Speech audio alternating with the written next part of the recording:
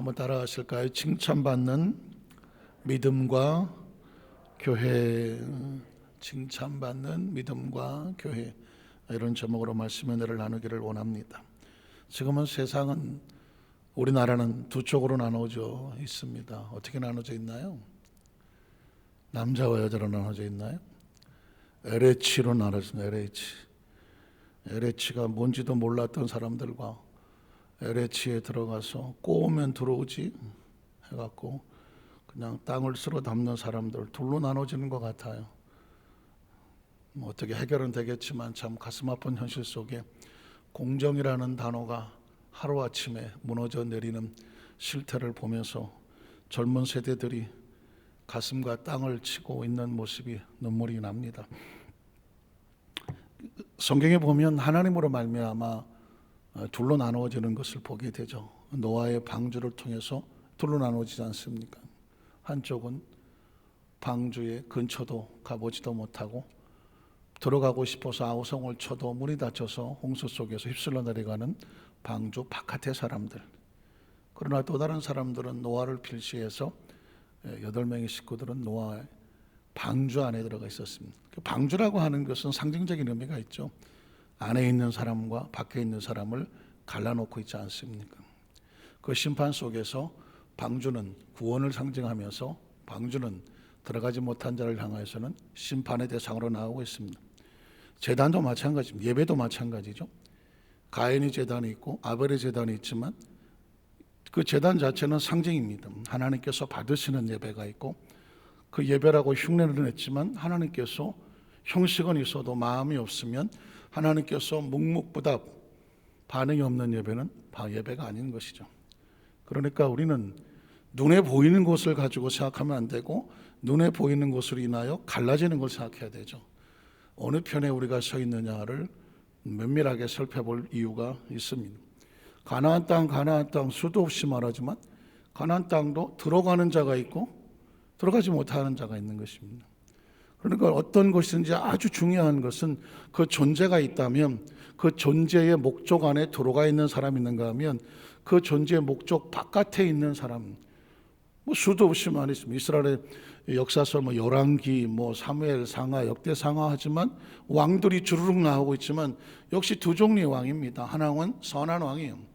하나님은 섬김으로 말미암아 그가 죽었을 때 그들이 다윗의 열조로 돌아갔더라. 하나님의 영역 속에 있는 왕들이 있는가 하면 안타깝지만 왕임에도 불구하고 그 왕의 자리 때문에 왕관의 무게를 이기지 못하고 결국 하나님과 분리돼 버린 악한, 소위 말하는 악한 왕들도 있다는 것입니다.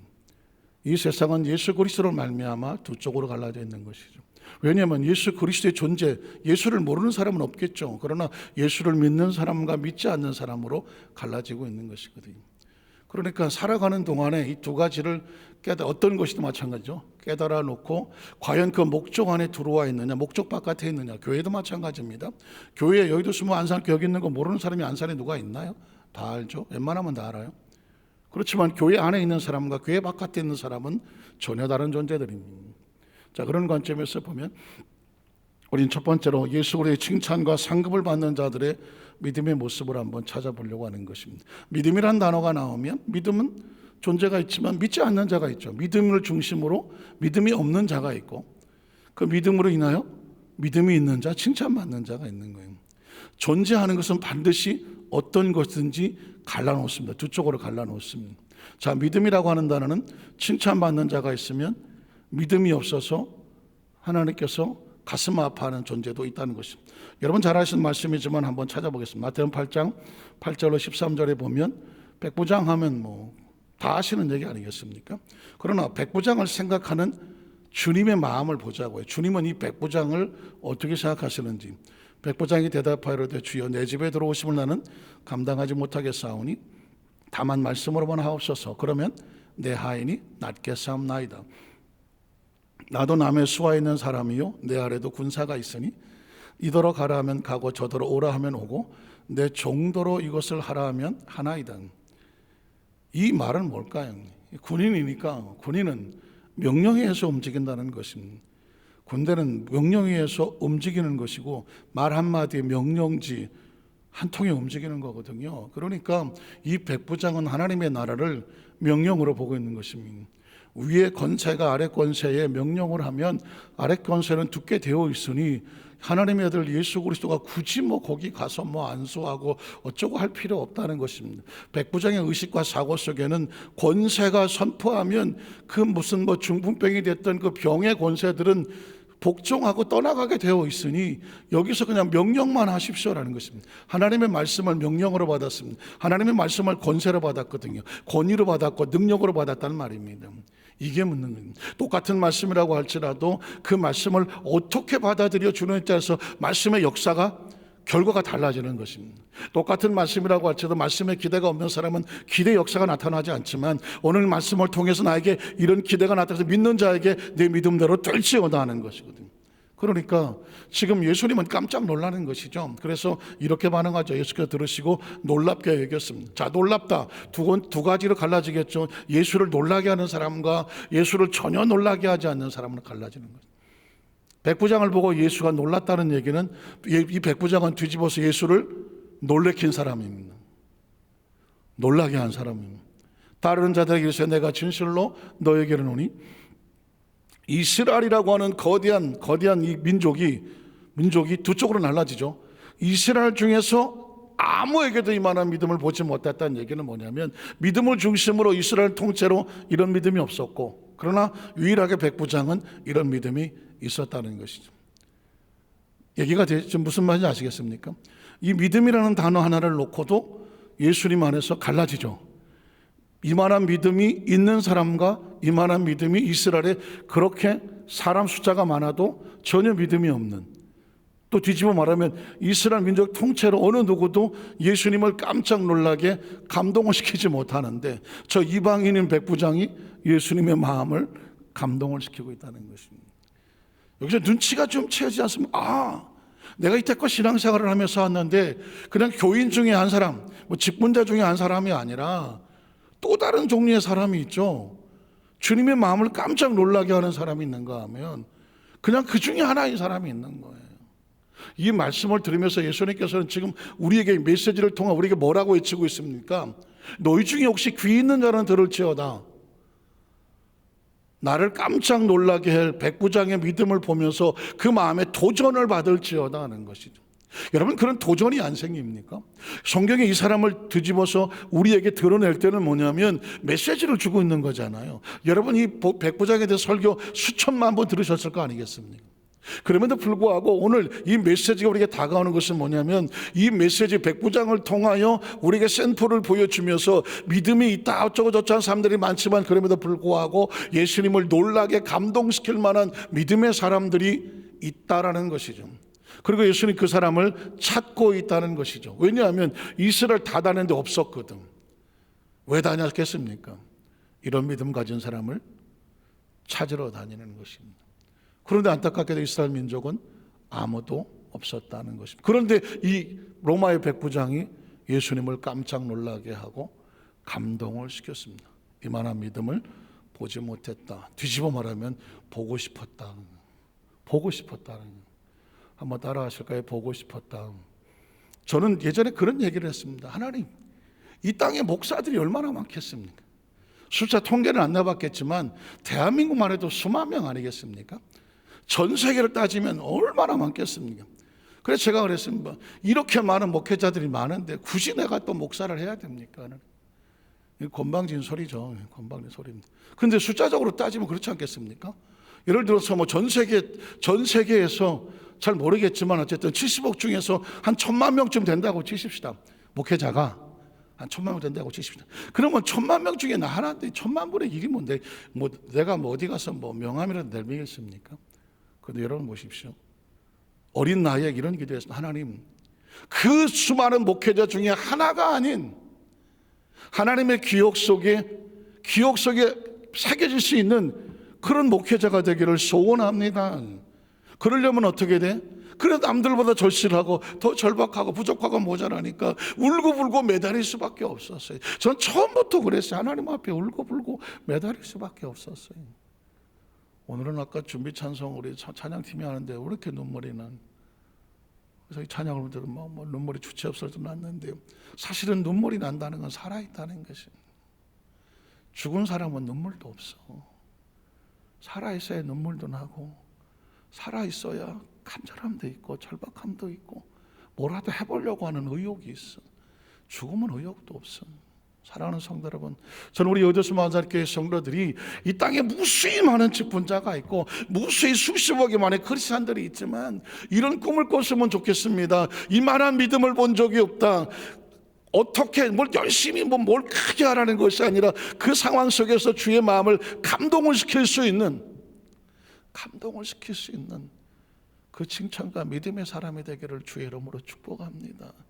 이게 쉽지 않은 것이 이스라엘 민족이 그때 당시 숫자가 얼마인지 모르겠지만 나올 때 300만이니까 11,000만이라고 치고 1,000만 명 1,000만 대 1이에요. 이스라엘 중에는 하나도 없었어. 백부장 하나 있어서 로마 사람 하나 있었어요. 그런데 불구하고 성경은 계속 갈라놓습니다.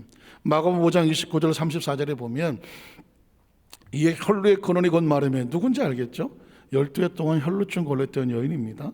병이 나은 줄 몸에 깨달으니라. 자, 줄이고 말하면 이 여인을 중심으로 칭찬받는 믿음과 더 전혀 상관없는 믿음이 또 갈라집니다.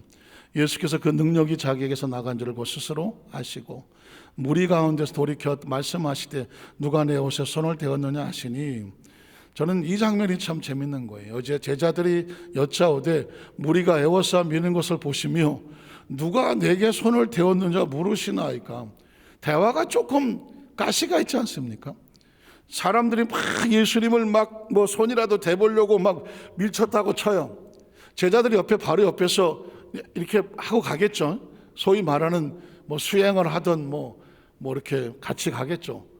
근데 갑자기 예수님이 서서 야, 누가 내 옷에 손을 대었는지 누가 대었지? 라고 물었을 때 지금 빨리 야이로의 딸은 죽어간다고 말하고 있으니 제자들은 빨리 가야 되는 입장인데 예수님이 갑자기 서서 누가 내 옷에 손을 대었는데? 라고 딱 서버리면 어떤 사람은 예수님의 의도를 알아서 주님 찾아보겠습니다 이래야 되지 않겠습니까? 그런데 이 12명의 제자들이 한다는 말이 뭐예요? 주님, 이렇게 많은 사람들이 손 대는데 누가 또 손을 댔다 그럽니까? 지금 빨리 가야 돼요. 지금 어떻게 하냐면 예수님의 생각에 관심 있는 것이 아니라 예수님을 밀어서라도 빨리 야이로 집에 가려고 자기들의 목적들을 밀고 가려고 하고 있잖아요. 장면이 상상이 되시나요? 전 여기서 제자들이 이 사람들이 왜 이러지? 예수님 마음에 의도에 관심이 없어. 의도가 뭔지를 몰라. 지금 빨리 가야 된다는 생각밖에 없어. 그랬을 때 예수님의 반응이 어쩐지 아십니까? 그 다음 절에 보니까 예수께서 제자들이 안 찾아주니까 이 일 행한 여자를 보려고 뒤로 돌았다고 말하고 있어요. 그 얘기는 뭐예요? 직접 찾겠다는 것입니다. 직접 찾겠다는 것입니다. 제자들은 안 찾아도, 제자들이 안 찾아주면 예수님이 직접 찾겠다는 것입니다. 그리고 보려고 둘러보셨다고 말했습니다. 이 이야기는 뭐냐면 이 여인을 찾지 아니하면 내가 여기서 움직이지 않겠다는 상황과 같습니다. 자, 그랬더니 그 다음 절에 보면 여자가 자기에게 이루어진 일을 알고 두려워하여 감출 수가 없겠구나. 예수님이 안 움직이니까. 그래 떨며 와서 그 엎드려 모든 사실을 여쭈니 그때 비로소 예수께서 이르시되 딸아, 내 믿음이 너를 구해놨으니 평안히 가라. 내 병에서 놓여 건강할 지어다 하는 것입니다. 여러분 잘 아시는 것처럼 믿음으로 고백을 했다는 것 아니겠습니까? 여기서 성경은 아주 절묘하게 혈루증 걸린 여인과 예수님의 의도를 알지 못하는 12명의 제자를 대조를 시키고 있습니다. 예수님 옆에 따라다닌다고 해서 제자들이 예수님의 마음을 다 알지는 못하는 것입니다. 진짜 중요한 사람은 예수님의 마음을 아는 사람이거든요. 그런데 여러분 보십시오. 여인이 어떻게 하죠?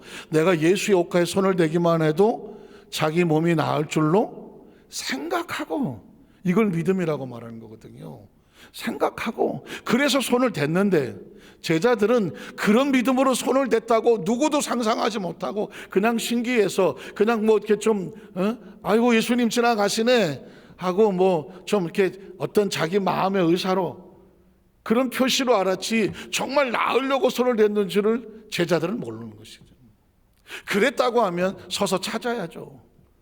사랑하는 성도 여러분, 보십시오. 여긴 뭘로 갈라지냐면 예수님에 대한 그 믿음의 고백을 할 줄 아는 사람과 바로 옆에 있는 제자들이라고 할지라도 그런 믿음에 대한 상상은 없는 것입니다. 그런데 그 똑같은 상황이 또 하나 벌어지죠.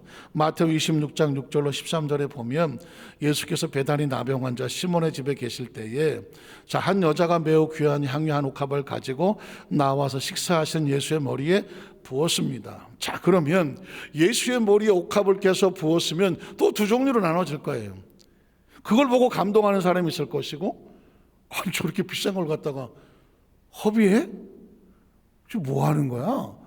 두 종류로 나눠질 것입니다. 한번 볼까요?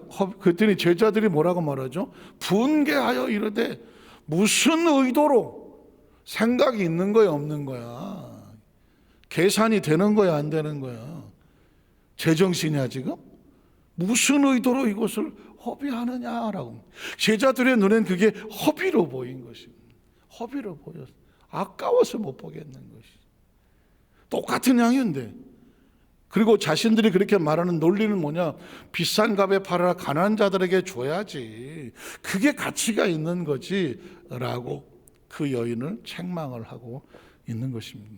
어떤 사람의 눈에는 이게 정말 세상에 어리석은 것이고 허비하는 것이고 정말 비난받아 마땅한 것처럼 보였었습니다.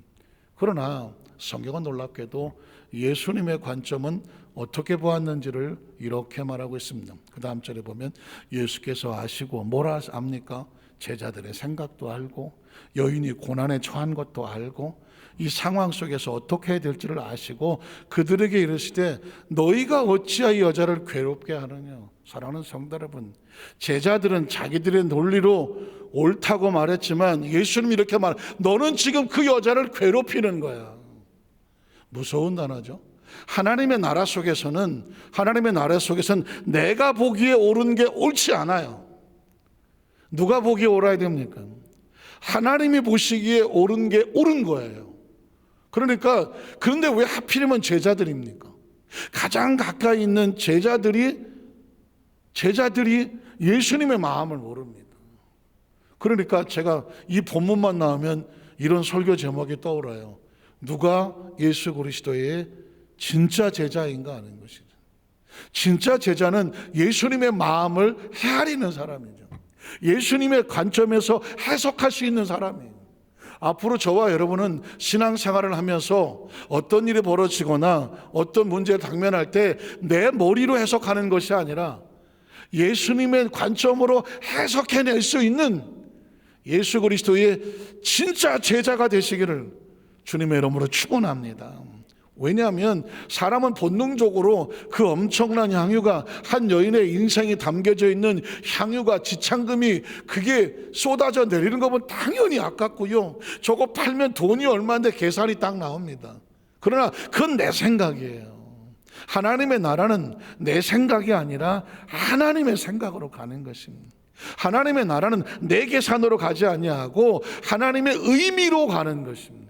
의미와 관점으로 가는 것입니다. 내가 보기에 좋은 일이 아니라 하나님이 보시기에 좋아야 되는 것입니다. 무서운 것은 뭐냐면 내 섣부른 판단이 어떤 한 사람을 괴롭게 할 수도 있다는 것입니다. 지금 12명의 제자, 물론 가룟 유다가 나서서 주동이 됐다, 몇 제자들이 같이 움직였다라고 하지만 어쨌든 성경은 그냥 제자들이라고 말을 하니까 그냥 12명을 다시 보냈다고 말을 한다면 그 12명의 제자들이 한 여인을 어떻게 하고 있습니까? 괴롭게 하고 있잖아요. 무서운 것이죠. 그래서 예수님께서 뭐라고 말합니까? 너희가 어찌하여 여자를 괴롭게 하느냐. 예수님의 해석은 달랐습니다. 그가 내게 좋은 일을 하였느니라 하는 것입니다. 어떻게 한 가지 사건인데 보는 관점이 다릅니까? 여기서 우리는 어떤 메시지를 가져야 될까요? 우리가 가지고 있는 정말 선입견, 섣부른 판단, 내 경험, 내 생각, 내 계산, 내 IQ, 내 가지고 있는 직관이 하나님 앞에서 내어놓을 것이 아닌 거예요. 정말 중요한 것은 눈치를 봐야 되죠. 하나님은 이걸 어떻게 보실까?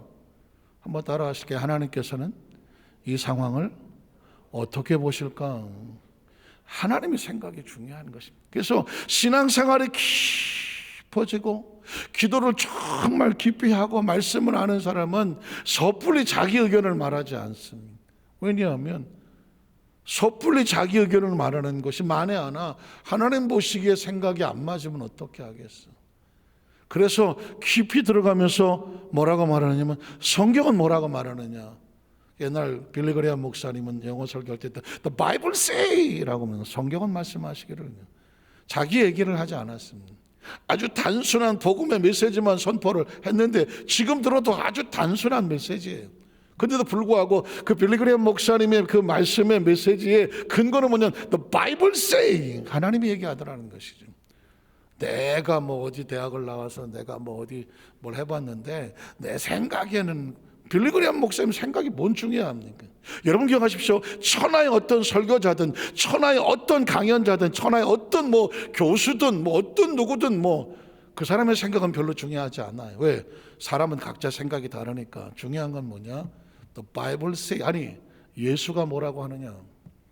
하나님의 생각에 여러분 초점을 맞추시고 그 생각을 가슴에 품으시고 그 말씀으로 우리의 생각의 주관을 잣대를 삼으시기를 주님의 이름으로 축원합니다. 그래서 성경은 바이블이라고 말하지만 바이블은 틀렸습니다. 바이블은 파피루스라고 하는 갈대 종이라는 뜻이에요. 더 중요한 얘기는 뭐냐? 캐논입니다. 캐논. 한번 따라하시고 캐논. 캐논은 뭐냐? 뭐 카메라도 있고 뭐 캐논 킥도 있고 하는데 캐논이란 뭐냐? 자라는 자예요. 자를 가지고 몇 센치야? 20cm. 아니야 20cm. 떠들어봤자 다 소용없습니다. 자를 딱 갖다 대면 21cm 딱 끝나는 거예요. 각자 내가 보기엔 20 아니야 30은 되겠지. 아니야 25. 각자 얘기할 수 있어요. 그때 뭐 갖다 댄다고요? 자를 딱 갖다 대면 그냥 20일 딱 끝나는 거예요. 각자 다 얘기해봤자 그게 의미가 없어. 성경은 뭐냐? 그래서 캐논인 거예요. 정경이라고 말하고 자를 갖다 대는 것입니다. 그래서 성경을 많이 알아서 옛날 이스라엘 백성 라삐 성경을 많이 알아서 라삐요 지금 이 상황은 어떻게 했으면 좋겠습니까? 라고 말할 때 성경은 이렇게 말씀하지 하면서 말씀에다 갖다 붙여야 되고 부모님들도 가급적 할 수만 있으면 자녀들에게 성경은 예수님은 이렇게 가르쳐 주어야 우리의 자녀들이 나중에 하나님의 말씀에 이게 머릿속에 남는 거지. 어떤 내 생각과 내 주관을 집어넣으면 이 아이가 나의 편협함에 갇혀 있을 수가 있다는 것이죠. 성경은 놀랍지 않습니까? 그렇다고 뭐 제자들을 책망하는 것 같지는 않으나 예수님은 상황에 정확하게 제자들의 편을 드는 것이 아니라 그렇다고 여인의 편을 드는 것이 아니라 하나님의 관점에서 볼 때 그가 내게 좋은 일을 하였다라고 말하고 있습니다. 그 다음 가난한 자들은 항상 너희와 함께 있거니 하나님의 논리죠. 나는 항상 함께 있지 아니하니라. 하나님의 나라는 의미입니다. 이 여자가 내 몸에 향유를 부은 것은 허비가 아니라 나의 구속사의 장례를 위하여 그 사역에 함께 동참한 것이다 하면서 그 다음 단어가 놀라운 거예요. 내가 진실로 너희에게 이르노니 온 천하에 어디서든지 이 복음이 전파되는 곳에서는 어떻게 이 여자가 행한 일도 말하여 그를 뭐 해야 돼요? 기억하는 것이요. 여러분 하나님의 기억 속에 있으면 그 사람의 신앙은 성공이라는 단어가 좀 별 맞지는 않지만 더 이상 단어가 없으니까 신앙은 성공한 겁니다. 어떤 모습이든지 하나님의 기억 속에 아주 선한 기억으로 꼭 기억되시기를 주님의 이름으로 축원합니다. 예수님께서 재림할 때도요 잘 아시는 얘기지만 역시 둘로 구분이 됩니다. 마태복음 25장 9절로 10절에 보면 잘 아는 얘기예요. 예수님 오셨는데 혼인잔치가 벌어졌다. 혼인잔치는 그럼 뭘로 나누죠? 들어가는 자, 들어가지 못하는 자 둘로 나눠지는 거예요. 자, 슬기 있는 자들이 대답하이르되 우리와 너희 쓰기에 다 부족할까 하노니 차라리 파는 자들에 가서 너희 쓸 것이 뭐예요? 준비되지 못한 자들 갈라지지 않으면 사라 하니 그들이 사러 간 사이에 신랑이 오므로 준비하였던 자, 준비하지 못하였던 자, 신랑이 왔을 때 준비했던 가지고 나가는 자, 그때 시장으로 기름 사러 가는 자, 함께 혼인잔치에 들어가고 문은 어떻게 됐다? 닫혔다. 천국문은 뭐예요? 들어가는 자, 못 들어가는 자예요. 그래서 크리스천은 항상 머릿속에 성경식 어떤 단어가 나오면, 방주가 나오면 들어가야 되고, 가나안이면 들어가야 되고, 천국문도 들어가야 되는 거예요. 아는 건 의미가 없어. 천국문 알아. 가나안 알지. 아는 게 무슨 의미가 있어?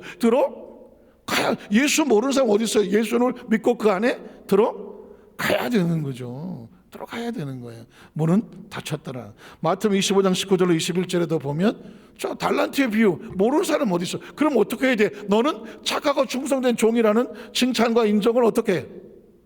받아야지. 오랜 후에 그 종들의 주인이 돌아와 그들과 결산할세 5달란트 받을 자는 5달란트를 더 가지고 와서 이르되, 주인이여 내게 5달란트를 주셨는데 보소서 내가 또 5달란트를 남겼나이다.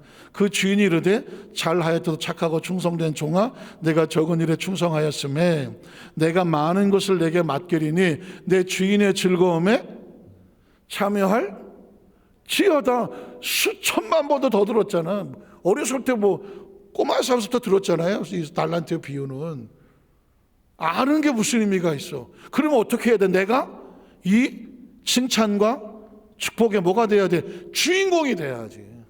주인공이 돼야 되는 거예요. 그게 이제 내 말씀이 되는 것이고, 마태복음 25장 45절 46절에 보면 양과 염소의 비유도 수천만 번 들은 거예요. 이 임금이 대답하여 이르시되, 내가 진실로 너희에게 이르노니 이 지극히 작은 자 하나에게 하지 아니한 것이 곧 내게 하지 아니한 것이니라 하시리니 그들은 영벌에, 의인들은 영생에 들어가리라 하시니라 하는 거거든요. 왕의 심판이 있다는 것을 모르는 사람은 어디 있어요? 그럼 알면 뭐해? 심판을 받았을 때 영벌이냐 영생이냐, 그게 지금 우리에게 주어진 거거든요. 신앙을 머리로 알면 지식과 정보는 뻔해. 그러나 그럼 당신은 어디 있냐고 물으면 어떡할 거예요? 방주 아니냐 맡기냐, 혼인잔치 아니냐 맡기냐, 영벌이냐 영생이냐, 어떻게 할 거냐고요. 중요한 거는 지금 나의 위치를 정확하게 알아야 되죠. 그런 의미에서 오늘 마지막 세 번째로 예수 그리스도의 교회로 칭찬받는 로마 교회가 나오는 거예요. 로마 교회. 이 로마 교회가 뭐냐면 잘못 생소하실지도 몰라. 잘 들어보지도 못한 얘기고, 그 로마에 있는 교회인가 보다 그러는데, 이 로마에 있는 교회는 이미 바울이 가기 전에 바울이 이 로마의 교회가 세워지고 그 크리스찬들이 가서 그곳에 교회를 세웠어. 바울은 이 로마 교회를 가본 적이 없어. 그러나 로마 교회가 어떻게 성장하고 있으며 어떤 크리스찬들이 모여 있다는 얘기를 소문으로 들었어. 그래서 로마에 있는 교인들에게 바울이 먼저 서신을 써서 보낸 복음이 로마서예요. 그런데 바울이 이 로마 교인들을 너무너무 자랑스러워해. 그리고 칭찬하고 축복을 해. 이 이야기는 뭐냐면, 교회, 그 많은 교회들이 있고 그 많은 사람들이 있어요. 로마에 많은 사람이 있었겠지만 칭찬받는 교회가 있고 칭찬받는 크리스찬이 있는가 하면 칭찬과 상관이 없는 존재도 있겠죠. 자, 그런 관점으로 오늘 본문 말씀을 읽어보겠습니다. 로마서 1장 8절에 보면, 먼저 내가 예수 그리스도로 말미암아 너희 모든 사람 뭐예요? 예수 그리스도로 말미암아 그랬으니 예수 그리스도를 믿고 하나님의 자녀가 되고 복음의 전파를 위해서 교회를 세운 로마 교회의 성도들에 관하여 그 다음 절에 보면, 그 다음은 내 하나님께 감사를 내는 거예요. 그 교회 소식이 들어오면 너무 감사해요. 로마 교회가 이런 교회고 로마 교회 성도들이 이런 성도라고 간증이 들어올 때마다 바울이 그 고통 가운데 너무 감사한데, 이유가 뭐냐면 너희 믿음이 온 세상에 어떻게 전파가 되고 있는 거예요. 여러분 아시겠지만 로마는 여러분 당시 최강의 나라입니다. 모든 길은 로마로, 당시 정말 세계 최대의 나라가 로마거든요. 그런데 안타깝지만 로마는요 최고로 타락한 나라입니다.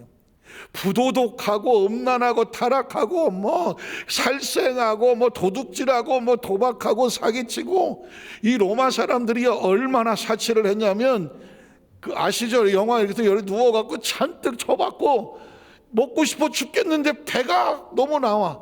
어떻게 하는지 아십니까? 저쪽 뒤에 가갖고 손가락을 여기다 집어넣어. 어떻게 돼? 다 토해. 옥하고 다 토해. 또 가서 먹어. 이야기는 뭐냐면 먹을 게 너무 많고 막 그냥 산에 진미를 싸놔서, 근데 위가 작은 게 아니야. 그래서 먹고 배부르면 또 어디가, 저 뒤에 가서 따로 토하는 데가 있어. 모여서 다 토해. 다 토하고 나면 시원해, 또 와서 먹어. 환장하지 이거 뭐야. 그러니까 아주 그냥 사치향락에 아주 그냥 하고 싶은 짓은 다 하고 사는 데가 로마였어. 그런 나라가 살겠습니까? 죽겠습니까? 망하겠습니까? 번성하겠습니까? 로마는 망합니다. 그런 최악이 관영하던 그 로마에, 우상 숭배가 난무하는 로마에, 이 로마 교회 성도들은 로마에 물들지 아니하고, 로마의 시리에 따라가지 아니하고, 로마의 가치에 따라가지 아니하고, 풍습에 따라가지 아니하고, 그 로마 속에서 마치 그 노아 홍수 시대에 모두가 암흑인데 오직 노아는 하나님의 은혜를 입었더라. 그는 의인이요 당세에 완전하여 하나님과 동행하더라. 마치 어둠 속에 빛나는 정말 별과 같이 이 로마 교회는 그 상황 속에서도 믿음과 경고를 지키면서 빛이 나고 있었어. 그래서 로마 교회의 믿음이 그 온 세상에 전파가 됐다는 거예요. 여러분, 난세의 영웅이 나온다고, 사실은 제가 서두에 말씀드린 코로나 시대에 진짜 크리스찬이 나와야 되는 거예요. 코로나 시대에 진짜 크리스찬이 나와야 돼요.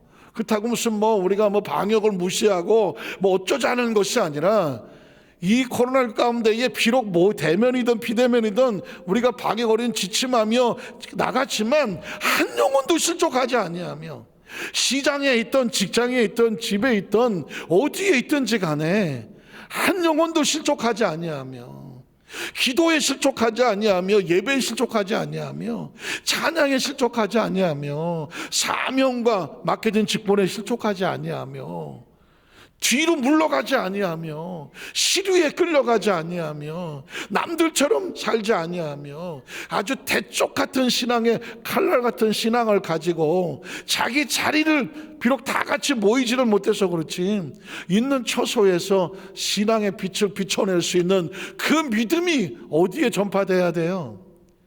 세상에 다 알 수는 없겠지만 하나님의 안테나에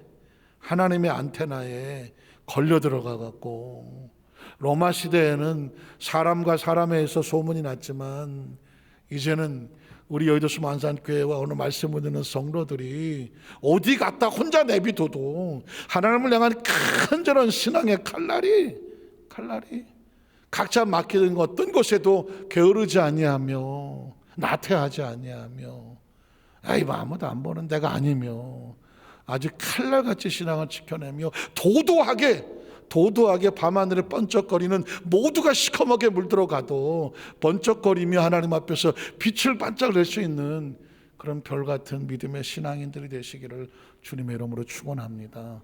로마 교회가 그랬어요. 믿음과 칭찬받았거든요. 어차피 저와 여러분의 날수는 순식간에 지나가요. 2021년 벌써 3월 중순 돼가요. 내일 모레 4월 달이요. 어떻게 지나간지도 몰라.